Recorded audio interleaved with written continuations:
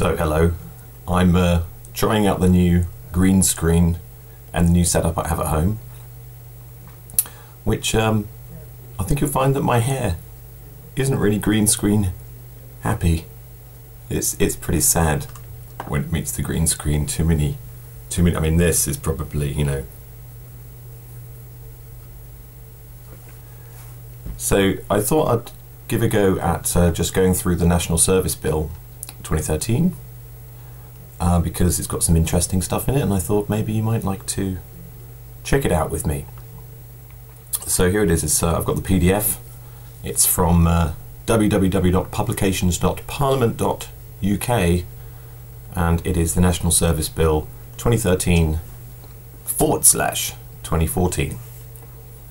Now,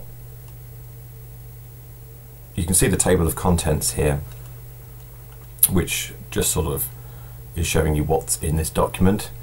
But really, this is a very, very short bill. It's literally 2 pages. And here is page 1. A bill. A bill. Does that mean someone's going to be making money out of this? I would say yes. Okay, so the National Service Bill is to provide a system of national service for young persons and for connected purposes. Now, a lot of people are freaked out about this, and rightfully so, because to say it's mildly dodgy is a complete understatement. But the one thing that this isn't, it isn't like previous national service bills in other countries. It's not like, although you could say, you know, we are at war, it's not like it's 1939, for example. And so this National Service Bill is a lot different to what a lot of people might suppose, because this isn't signing people up necessarily for the army. It's a lot more complicated than that, and that's why I wanted to make this video. Now, it's obviously funny to read because it says, you know, be it, look at that capital B, be it enacted by the Queen's most excellent Majesty.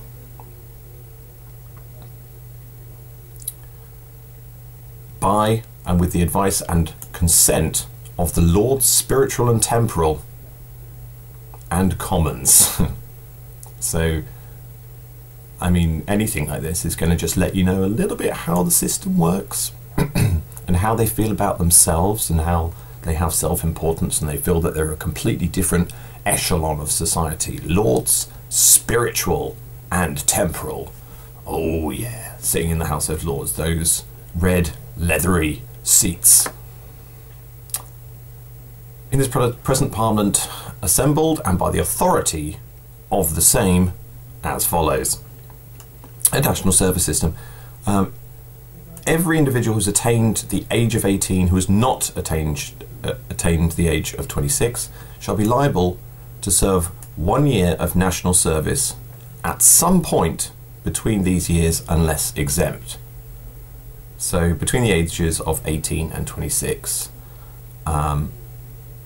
liable. Liable.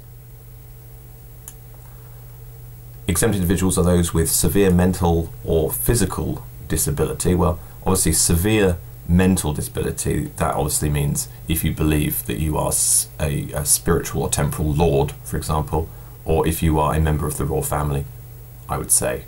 That would probably mean that you have severe mental disability. National service shall be defined as participation in a full-time scheme accredited by Her Majesty's Government as meeting the requirements of national service and set out in regulations by the Secretary of State. It's that man with a nice big round head called William Hague. Non-exempt individuals who do not serve 1 year of national service before the age of 26 shall be guilty of an offence. So it's going to be illegal. As other service bills back in history, it's illegal not to do it. And you, on this particular one, you can't actually be a conscientious objector because this isn't necessarily about signing up and going and putting yourself as cannon fodder in the front line. The scope of the scheme. Now the scope of the scheme, that tells you essentially what it's entails. And it'll show you here, look. Educational assistance for those participants who have yet to attain basic educational requirements. This is by the age of 18.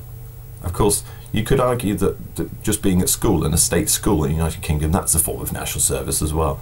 And surely it's their responsibility to make sure that you do have basic educational requirements, but maybe you don't. In reading and writing, English and mathematics. Coaching and instruction to attain basic levels of physical fitness, personal discipline, smart appearance, self-respect, and respect for others.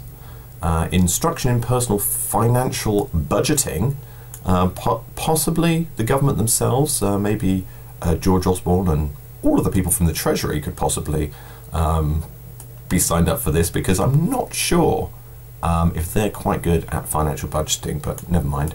Household bills, nutrition, cooking, timekeeping, life skills. Now that's an interesting little set of words there. Life skills. What does life skills mean? Does it mean possibly not protesting against the government? Does life skills mean, you know, ego and NLP? Because a lot of life tutors do use NLP to help people with life skills. Self-help is what it's saying. Tolerance towards others, treating elderly and disabled people with dignity and respect. Well, Atos could benefit from learning how to treat disabled people with dignity and respect, for sure. Instruction in basic aspects of the law in relation to the most common offences involving young people. Basic aspects of the law. This is basically saying that you should obey police officers, and if a police officer asks you for your name and your date of birth, it is your responsibility, your civic responsibility, to give them that information. Yeah, this is slave training, basically. Now this is the interesting bit, and this is where it touches on the fact that this isn't just to do with the army, although, well, we'll start from the beginning. Regulations shall also provide that the scheme shall include a residential element requiring that participants live away from home. So literally it will be parents handing over their, not children, but young adults to the state, and they must stay away from their parents. Why is that such an important thing for the government? B, to be or not to be. This is probably the most important, the most enlightening part of this National Service Bill, because it says what it is you will be doing. An element of public service. So regulation shall provide that the scheme shall include an element of public service comprising one or more of the following to be chosen by the individual. And these are charitable work, social action, social action, care for the elderly or disabled, so you can work in a G4S or Virgin care home. Social action possibly might mean that you could help social services to, you know, make sure that other people are going along with this scheme. Overseas development activity, again, it means you would be operating as an agent of the, you know, Department for International Development, one of the more corrupt government departments currently operating on Whitehall. And then the last one is work connected with the National Health Service, the emergency services, or the armed forces. So although the National Service Bill does say armed forces, it is just one out of a numerous selection, the most numerous of course being social, charitable, kind of helping other people. But do we really trust that the government can choose what is helpful for other people? Or have we noticed over the last several hundred years that the government doesn't always actually help people, even if they pretend that they are? And now they're going to have a enforced civic army, making sure that we all help each other. Now, obviously, the rest of this is basically just saying, you know, this is definitely going to be an offence. You'll be subject to a penalty if you don't do it. It says what's going to be called the National Service Act 2013. It doesn't really say how it's going to be paid for. This whole scheme is going to be paid for. But, you know, the fact that this bill doesn't actually say where the money is going to be coming from to fund this scheme, I refer you to the part where possibly Her Majesty's Treasury could actually get some coaching instruction on personal and financial budgeting. The Section 3 is quite interesting. Section 3, Part 2. Regulations shall provide that a person who has successfully completed their year of national service shall be presented with a national service certificate, a badge of honour, maybe a hat with a feather coming out of it, which shall entitle them to a lifetime income tax rate personal allowance 10% above the personal allowance that would otherwise apply. That's kind of quite complicated, what it's trying to say there.